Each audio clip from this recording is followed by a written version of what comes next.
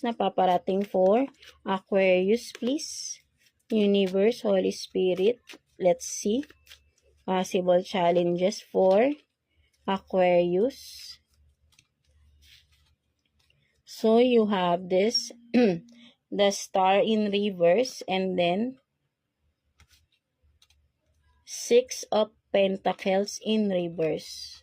So for some of you, no, possible challenge is, ang nakikita ko rito, no, there is someone na hindi magiging fair, no, something like that, no, mga Aquarius natin, no, with the Star in reverse and Six of Pentacles in reverse, no, there is someone na hindi siya magiging fair sa inyo, no, something like that, no. Ang nakikita ko rito, no, maybe ang nakikita ko rito, possible challenge, no, may mga magsasabotahe, no, paparating, mga magsasabotahe, people around you, no, kung ano man itong mga ginagawa mo, gusto ka nilang pabagsakin. For some of you, Aquarius, no, mga sisiraan ka. So, be aware of these people, no, around you, mga Aquarius, no. Tina-target nilang iyong finances, no, mga Aquarius, sorry for that.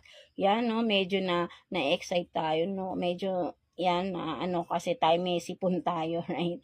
No, so, yan, no, mga Aquarius natin. So, ang nakikita ko rito, no, possible challenge is mga people na magbabackstab or nag-aano sila, no, parang sabihin natin na ayaw nilang magkaroon ng balance sa, parang sabihin natin gusto nila lagi kang nasa baba, no, something like that, no, gusto nila sila yung angat sa iyo, right?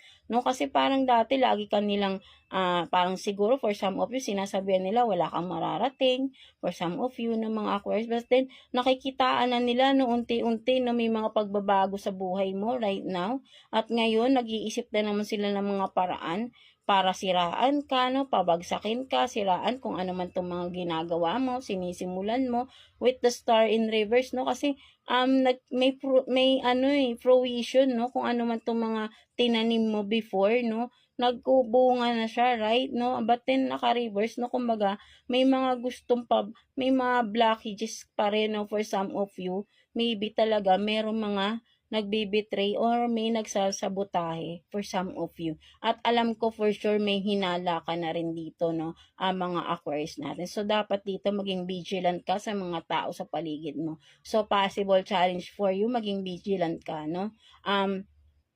Huwag kang pakampante sa mga tao sa paligid mo, no, mga Aquarius natin, right?